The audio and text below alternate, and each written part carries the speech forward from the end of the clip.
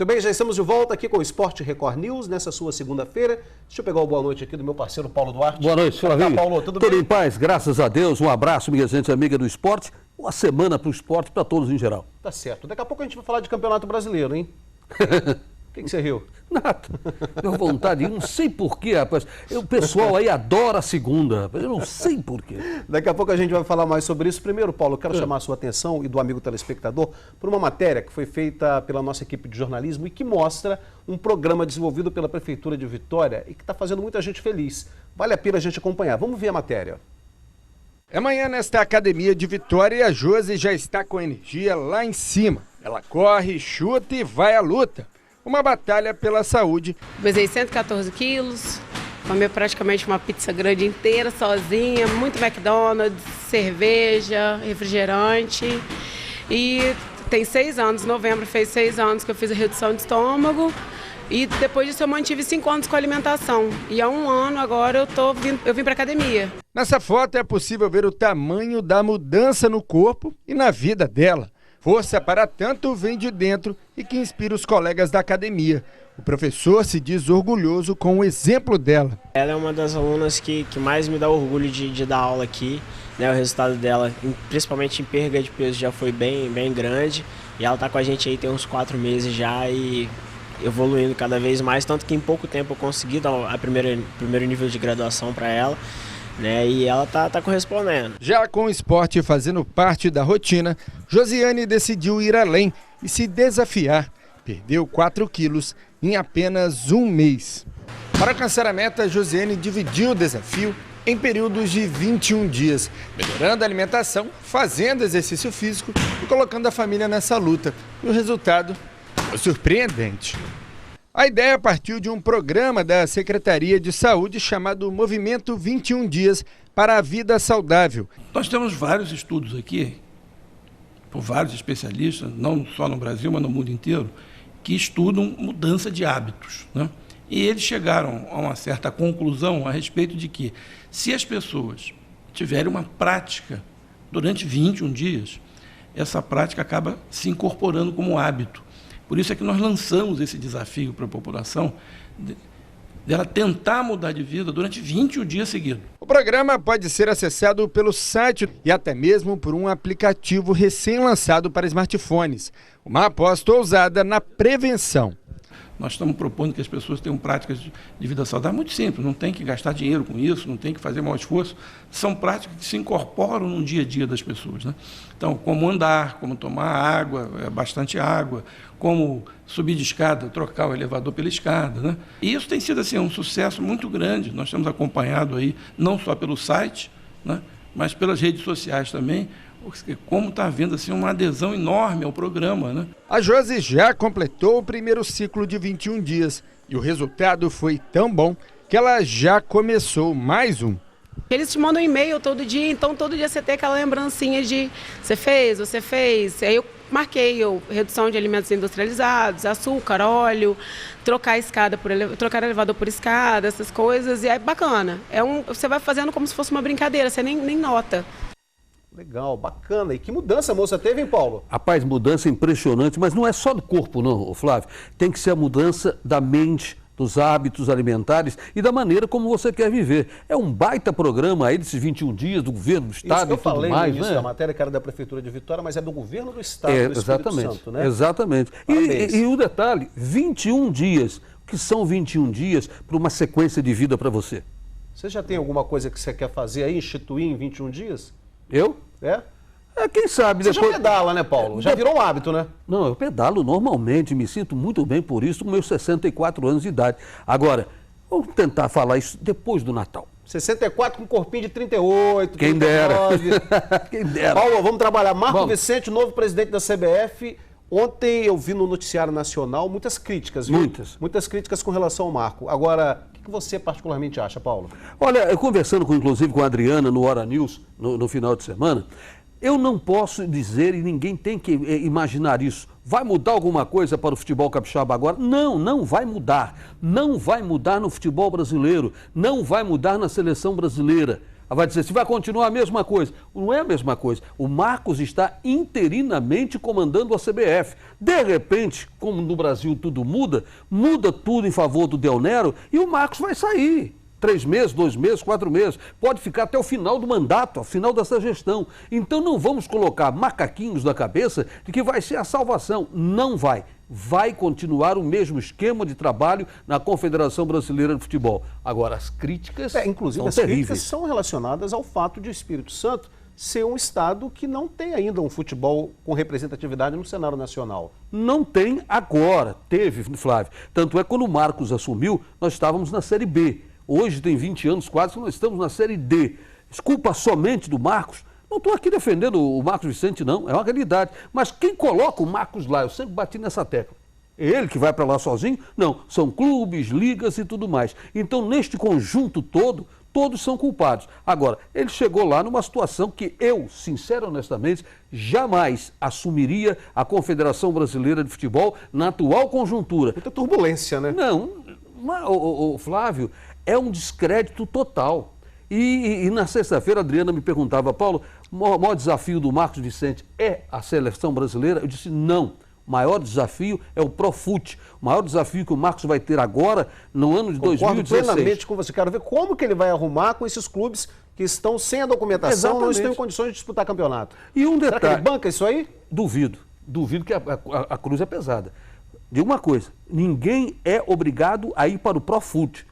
Clube nenhum, mas clube nenhum que não for para o Profut e não tiver as certidões, pode disputar não vai poder disputar campeonato brasileiro, nem campeonato estadual. Agora, tem grandes clubes brasileiros que não têm essas certidões hoje. E eu acho que esse é o grande desafio que o Marcos Vicente, como administrador, vai ter na CBF. Segura aí que a gente volta daqui a pouco, depois do intervalo, e aí a gente vai mostrar os gols da rodada de ontem, Campeonato Brasileiro, falar um pouquinho também sobre os clubes rebaixados, e em especial, é claro, não tem como fugir, Vasco da Gama, que é um dos 4 grandes do Rio, que é um time grande do Brasil, atual campeão carioca, rebaixado para a Série B, mais uma vez, 3º rebaixamento em 8 anos. A gente volta na sequência.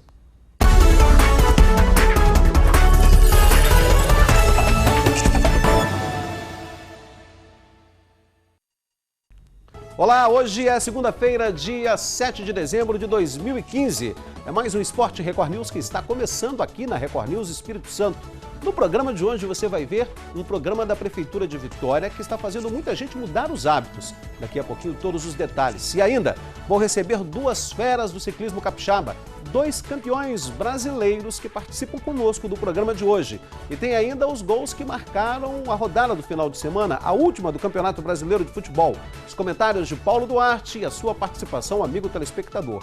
Tudo isso no Esporte Record News que está entrando no ar. Seja bem-vindo, aqui sempre a casa é sua.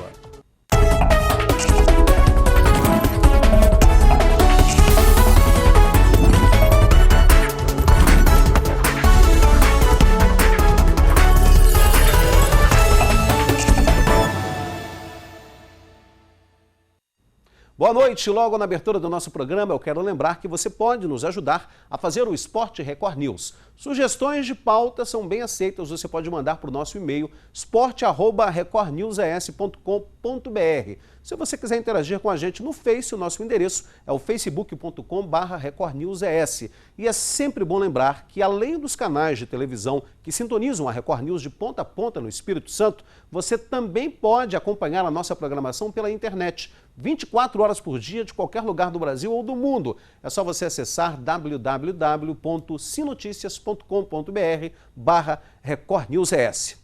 Bom, vamos lá? Estou recebendo no programa de hoje 2 feras do ciclismo capixaba e, por que não, nacional. O Wellington Cavalcante, campeão brasileiro de paraciclismo. Boa noite, Flávio. Boa noite a você, Elinho. Obrigado por ter vindo. E aqui o Denisval Alves, campeão brasileiro de ciclismo no final de semana que passou, não é isso? No dia 22 encerrou a última etapa. Tá certo. São 2 feras do ciclismo. Primeiro, falar com o Elinho, 2 feras que tiveram muitas dificuldades para conseguir o título que ganharam no último final de semana. O Wellington Cavalcante, que a gente chama de Elinho, paraciclista, ele teve a amputação da perna há alguns anos, mudou de vida, se dedicou ao ciclismo e hoje tem títulos internacionais. Fala um pouquinho do seu currículo aí, Elinho, que eu não vou guardar de cabeça não. Fala. Eu peguei o 2º e o 3º colocado no Pan-Americano 2007. E de 2007 até hoje eu sempre estou ali entre 2º, 1º do ranking nacional e da minha categoria, que é a categoria C2. E para um cara que é um ex-caminhoneiro, que sofreu um acidente, foi lá embaixo e achou no esporte um escape, aquela cordinha no fundo do poço para você conseguir escalar e retornar, para mim, fechar 2015 sendo campeão da Copa Brasil e campeão do ranking nacional é muito importante, até mesmo para uma possível convocação para as Paralimpíadas. Que legal. Seu grande objetivo? Meu grande objetivo no momento. Sem dúvida, né? Não, isso aí é um motivo de orgulho e satisfação. Eu representar o meu estado, o meu município, dentro das Olimpíadas. Tá certo. Já já a gente fala mais um pouquinho com você. O Denisval é do município de Cariacica, campeão brasileiro. Fala um pouquinho pra gente da sua trajetória. Eu comecei no ciclismo há 17 anos, entendeu? E desde então eu tenho focado bastante, sempre tive a procura aí desse ranking nacional. E graças a Deus esse ano foi feito esse mérito para mim, graças também ao apoio lá da Bolsa da Prefeitura de Cariacica, porque são muitas viagens, exemplo, são várias etapas, dessas mais de 20 etapas que teve durante o ano, eu pude participar de 12 delas. Então, para mim, é muito gratificante e foi um feito inédito aí para mim, minha carreira. Eu disse que são dois atletas que tiveram dificuldades. O Elinho já começou a falar da dificuldade maior, que foi dar essa volta por cima e encontrou no esporte a válvula de escape, a corda de salvação, como ele mesmo falou. E o Denisval teve problemas financeiros para custear as idas para a disputa das etapas do Campeonato Brasileiro. E aí, a lei de incentivo do município de Cariacica te ajudou? A lei lá, Horácio Carlos, lá favoreceu bastante, entendeu? Entrou na metade desse ano agora, mas isso aí eu tive como fazer o progresso da jornada aí. O Elinho já falou que para 2016 as Paralimpíadas são o principal objetivo dele. E para você, 2016, mais um título brasileiro? Se Deus permitir. E um Pan-Americano também lá, a gente está querendo ir. Tá certo. Parabéns, boa sorte para você. Obrigado. Wellington Cavalcante, você era caminhoneiro, tinha uma vida totalmente desregrada, você já me falou, gostava de tomar umas e outras, fumava, não queria saber nada com o esporte. E aí teve um acidente que lhe custou a perna e você mudou de vida, né? Eu renasci, né? Eu tô aqui, como eu gosto de dizer, eu tô de hora extra, porque pela medicina eles não têm explicação como eu recuperei, como eu estou aqui hoje. E encontrei no esporte uma família, um novo meio de vida, condições, graças a Deus. Enquanto você vai falando, a gente tem umas fotos do Wellington Cavalcante treinando. Você pedala quantos quilômetros por semana? Semana, dependendo. Igual agora eu fiz um intensivo para o brasileiro, eu cheguei a pedalar 450 km por semana. 450 km por semana? Num dia eu pedalo aí, cada semana eu faço um treino longo que dá em torno de 170 a 180 km. Sim, aí você ia dizendo que os médicos disseram que você não tinha mais jeito. Desenganaram e aquele lá de cima falou, não, fica aí mais um pouquinho.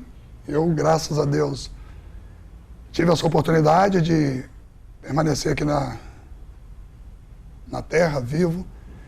E hoje, graças a Deus, totalmente remodelado. Um camarada que encontrou no esporte uma coisa que eu nunca pensei em encontrar, que é amizade, companheirismo e um novo meio de vida. E uma vida extremamente saudável, né, Elinho? Extremamente saudável. Eu, para você ter uma ideia, para o brasileiro eu enxuguei 8 quilos. Fiz um trabalho de 45 dias. Feijoadinha no final de semana, nem pensar. Esquece, feijoada. Eu só que estava comendo folha, estava igual largata. Mas graças a Deus eu fui lá, fiz o meu trabalho e consegui pegar o resultado que eu precisava. Que maravilha. E consegui trazer também na bagagem o resultado do ranking, que é a pontuação, um dos primeiros critérios que eles usam para conseguir bater o índice para a vaga olímpica. Essas imagens aí são na Orla de Piúma? Foi uma matéria que foi feita na Orla de Piúma. Foi com você mesmo, se eu não me engano, início do ano. Sim. No início de 2013. Eu estava pedalando, eu estava me preparando para o Mundial, que eu fui para Roma, na Itália. Você disputou competições fora do Brasil também? Meu primeiro Mundial foi em Bordeaux, na França, onde eu peguei um 11º, ansioso, caí. Mas mesmo assim peguei um 11º. Aí, retornando em 2007, eu fui para a Colômbia, onde eu fui para Cali. Peguei um 2º lugar no contrarrelógio e um 3º lugar na resistência. Em 2010, eu fui para a região de Quebec, foi Baie-Comeau, no Canadá. E a última convocação minha foi em 2012, para o Mundial, a Copa do Mundo, que foi em Roma, na Itália. Foi uma experiência louca. Eu que sempre pensei em dirigir fora do Brasil, caminhão. não imaginava que dentro do esporte eu iria realizar meu sonho. Conhecer o mundo, né? Conhecer vários países e dirigir lá fora, porque eu já tive a oportunidade de conduzir numa autopista, que era meu sonho. E hoje meu maior sonho agora é me manter focado aí para as Olimpíadas e, se Deus me abençoar, havendo essa convocação, trazer um bom resultado para o meu estado. Obrigado, Elinho. Boa sorte para você, viu? Obrigado, eu que agradeço a oportunidade e agradeço ao governo do estado por incentivar o esporte, a Prefeitura de Anchieta, a Ocean Bike, a Vixteam, que são parceiros, a IA Eventos, que são parceiros que fazem o esporte acontecer. Tá certo. Levo o meu abraço ao Júlio Santana, que é o secretário de esportes lá de Anchieta, que é meu amigo particular e que é muito competente. Tá certo? Sim. Denisval, obrigado por ter vindo, parabéns pelo título e que 2016 venha com muito mais, né? Com certeza, já começamos os preparativos, volta do Uruguai, né? Carnaval agora e depois do Pan-Americano. Carnaval? É, porque lá é o feriado do Carnaval que eles aproveitam e fazem a volta lá, Master. Tá certo. Parabéns pelos títulos brasileiros, todo o sucesso do mundo para vocês dois. Sim. Tá certo? Daqui a pouco, depois do intervalo, a gente volta e tem uma matéria muito legal sobre um programa da Prefeitura de Vitória que com certeza você vai gostar. Tem também o Paulo Duarte para a gente falar um pouquinho do Campeonato Brasileiro que terminou ontem com o rebaixamento do Vasco. Daqui a pouco a gente volta.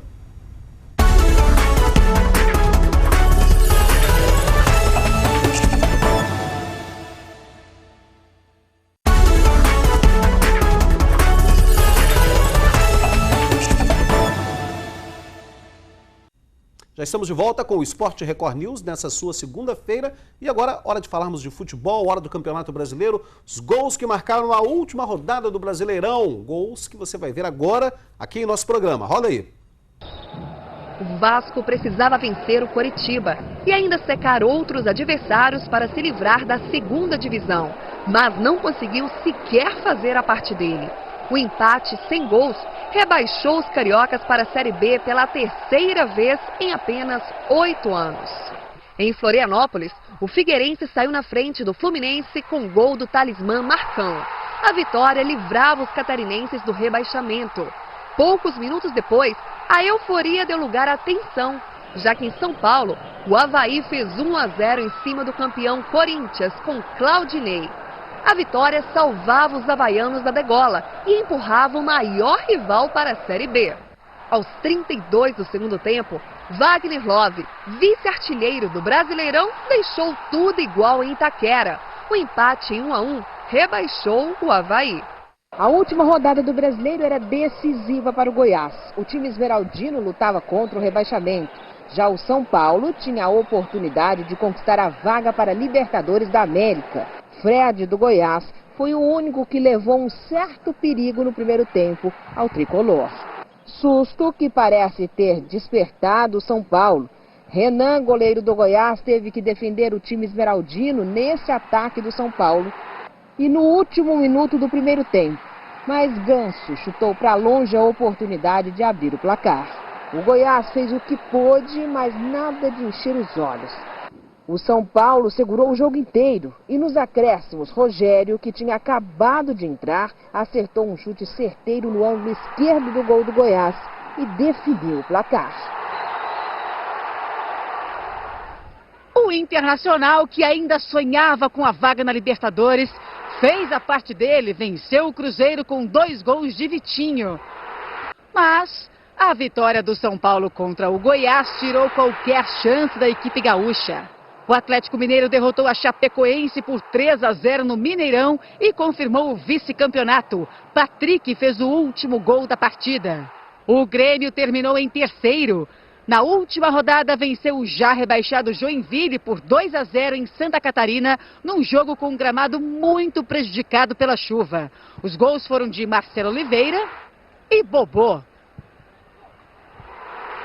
Garantido na Libertadores com o título da Copa do Brasil, o Palmeiras se despediu do Brasileirão com vitória por 2-1 contra o Flamengo no Maracanã.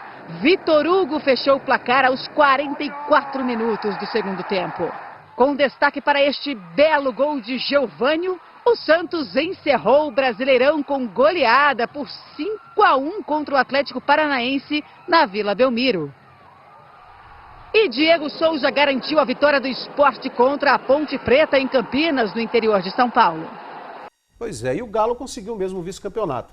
Aí ficamos lá no G4. Corinthians Atlético, Grêmio e São Paulo, que conseguiu ontem vencendo o Goiás. E na zona de... Aliás, já rebaixados no ano que vem totalmente. Vasco da Gama, Avaí, Figueirense e Goiás. Olha, minha gente amiga, a realidade é o seguinte. Há 2 anos atrás, nós estávamos aqui na Record News, eu e o Flávio, discutindo a situação do Vasco da Gama. Nesse mesmo dia 7 de dezembro. Exatamente, há 2 anos atrás. E o pior da história toda, os erros do Vasco da Gama de 2 anos atrás se configuraram. A briga do Roberto com o Eurico, aquilo que se discute no Vasco da Gama nas sociais, vários treinadores que entraram, saíram, não resolveram nada, elenco de qualidade baixa, deu no que deu. Não venham culpar o Fluminense, porque o Fluminense ontem jogou mais do que muitas partidas que poderia ter uma condição melhor. Jogou o Fluminense com time de reserva, time de garotos. Então, no conto geral, o futebol carioca teve a pior participação dos últimos anos no Campeonato Brasileiro, depois dos pontos corridos. Aí Vasco, Flamengo e Fluminense. Sim. Então, o que aconteceu? O Botafogo voltou e mandou um de volta. O futebol carioca. Lamentavelmente, para o futebol carioca, é terrível essa situação. Em São Paulo, nós tivemos o Corinthians campeão, o São Paulo Futebol Clube vai para a Libertadores, os grandes estados, o Atlético Mineiro, terceira grande força do futebol brasileiro, ficou na 2ª colocação. Então isso mostra que tem que ter organização. Quanto tempo o Tite está na equipe do Corinthians? Tem mais de ano. Porque ele foi e voltou rapidamente para a equipe do Corinthians. Isso mostrou o trabalho que vai sendo realizado. Se não tiver estrutura, se não houver conscientização dos dirigentes e pararem com a frescura de perdeu 4 ou 5, manda embora, ou contrata um treinador com prestígio e condição, ou então nós vamos ficar desta forma. Para 2016, Flávio, nós temos aí Cuca de volta, Levi Cooper de volta, estão aí no cenário. É aquela mesma turma de sempre, né? Aquele mesmo cenário. E não vai mudar muita coisa não, minha gente. Essa é a triste e sofrível realidade. Não vai mudar muita coisa. Porque enquanto os dirigentes do nosso futebol forem incompetentes, inconsequentes e a própria Profut não arrochar, nós vamos ficar nessa situação. Ok, Paulo Duarte, para a gente fechar, notícia do futebol capixaba? Tem notícia. O Duílio não vai mais assumir o Rio Branco como se esperava. Jogadores, torcida. Verdade. O recado é para essa turma do Rio Branco, o Duílio não vai ficar no time. O Duílio está no Rio de Janeiro, minha gente. E agora, no final da tarde, início já da nossa noite, nós tivemos a confirmação que o técnico Duílio, por problemas de ordem particular, ele vai passar por uma cirurgia também. O Duílio está fora do Rio Branco para 2016. Na próxima semana, a expectativa de que um treinador de fora, que possa ser inclusive indicado por Duílio, venha assumir o Rio Branco para o Campeonato Estadual de 2016. E a você, amigo telespectador, uma semana bem produtiva, uma excelente noite de segunda-feira. A gente volta a se falar na segunda que vem, se Deus quiser. Grande abraço e até lá. Paulo, obrigado, até lá. Um abraço, até segunda. Um abraço a todos.